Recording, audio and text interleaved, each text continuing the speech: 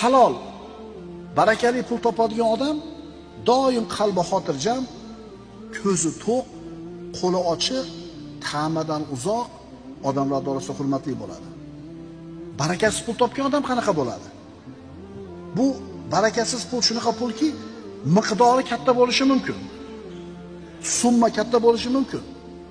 Ishlatib tugatasiz, qarasangiz, pul tugagandan keyin bironta bir dadil narsaga sarflanganini, bironta problemingizni bitganini ko'rmaysiz.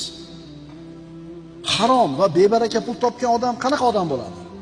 Doim ko'zi och bo'ladi. Doim yetmaydi. Baxil, ta'magir, qalbida xotirjamligi yo'q. 5 so'm o'tib kelsa birovga o'zini noqulay his qiladi, qaltirab qoladi.